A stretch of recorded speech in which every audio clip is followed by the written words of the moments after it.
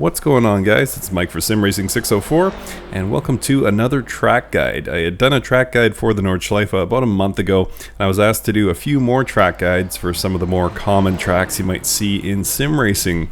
So this isn't intended as an expert teaching a masterclass on a circuit, but I will be giving tips to help you around these various circuits, and hopefully those of you who are beginners to sim racing or can't seem to be consistent with your laps at any given track, or just need a few tips to shave some time off for the beginner to intermediate level driver, this video series could be for you. So obviously the first one we're doing here is Monza, and I'll be tackling these courses one by one, and the Monza one is a really good place to start given that the course effectively has 4 corners and 3 chicanes.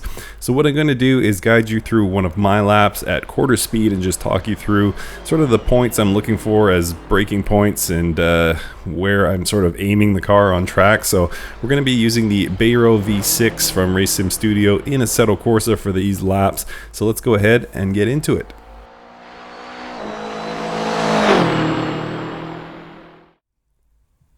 Okay guys, so beginning our lap here at Monza, exiting the final corner here known as Parabolica, and we have a long straightaway ahead of us. This is of course the start-finish straight here. Pit exit is to the right, and we're just going to slowly make our way to the left side here. We've got a lot of time to work with. If you see that tower off in the distance past the signage there, we're going to go past that tower before we even begin thinking about braking. So just drifting left gently here. And DRS is wide open here if you're driving a Formula 1, Formula 2, or DTM car. But on board this GT3, there is no such thing.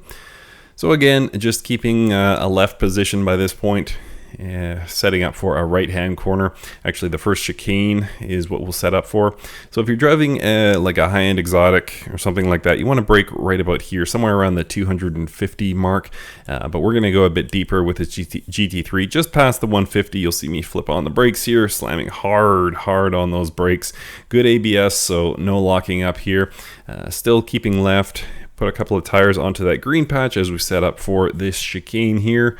Clipping the apex inside, and then staying right on the exit because we're setting up for a left-hand corner here. It all happens very fast. It's pretty low speed. As you can see, we're down below 70 kilometers an hour.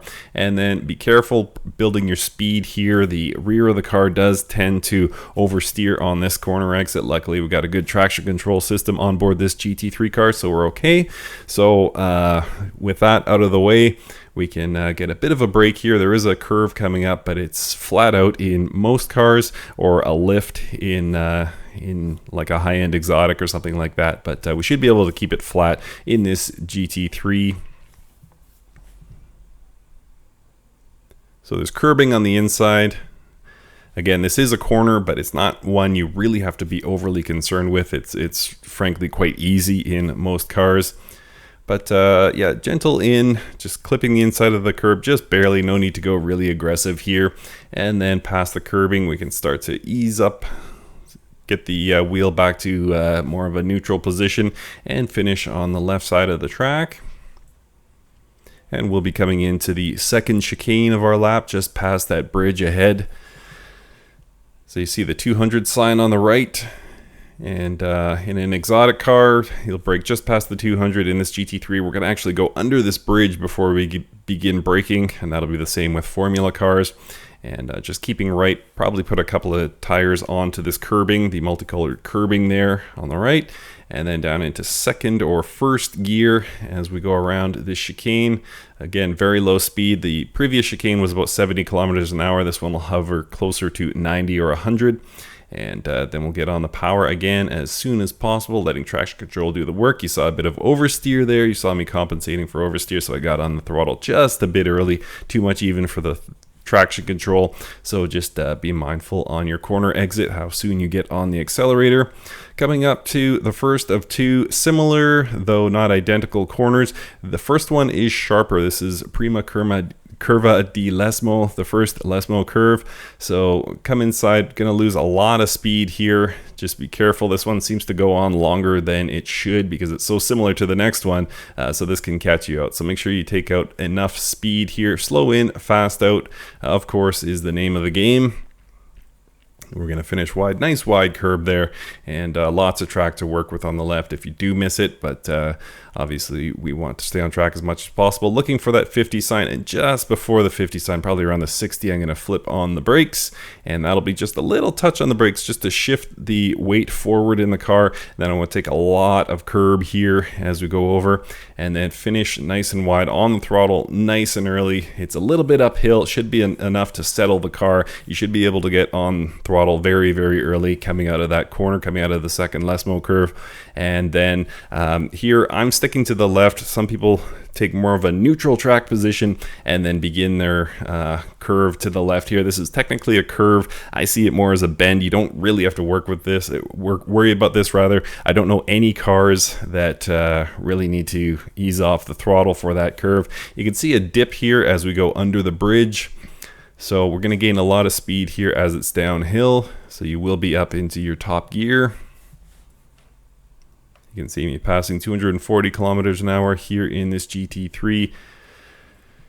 And then we begin our uphill approach to the final chicane. This is the famous Ascari, looking for that bridge right here. And just past the bridge, we are going to get on the brakes and down 3 gears in this case as we approach Ascari. And carrying more speed than any previous chicane, so 130 around that one. Some people are going to carry a lot more speed than that even. And it's a left, then a right, then a gentle left. So this right here can catch you out. Be careful of those curbs on the inside. They're pretty steep. And then this inside curb here, because the curve is not too sharp, you can take this one really, really aggressively. And that soft suspension in the GT3 works really, really well for taking that curb aggressively. And then you want to finish nice and wide here. There's a ton of track off to the right that you can work with. That line obviously delineating the track from off track, but you have a lot to work with there, so don't be afraid to push as you exit Ascari on that last left-hander. And then you'll get a little break here as this is perfectly straight. And if you nail Ascari in a race situation, you might have a good run at your competitor here, tuck in for the slipstream and try and beat him to Parabolica.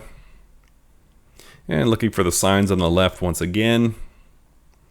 So in a lot of cars, you're going to be somewhere in the 200 to 100 range. This Bayro V6 from Racing Studio has excellent brakes. So I'm going to be closer to that 50 mark actually, which is probably deeper than you'd want to go in a Assetto Corsa Competizione. Okay, I was lying. That was closer to about the 70 mark. But anyway, down 3 gears, braking quite hard actually into Parabolica, despite it being a very fast corner, and making our way around. And then just building. You can see that throttle in the lower left there. As soon as I can, I start building it, and then just punch it. And in this case, let the traction control do the work. If you have no traction control, just build and build. Stay right on the edge of traction, and then punch it as soon as you can. And again, trying to maximize your exit speed here because we have such a long straightaway ahead of us that we really want to maximize that opportunity to get on the speed early. And that pretty much wraps up the lap. I like to finish my lap sort of in a neutral position here on the track, or to the right rather, and then just kind of make my way back to a neutral position slowly. No rush to get off to the left, especially in a hot lapping situation like this. So that was our lap at Monza. So let's take a look at what that looks like at full speed.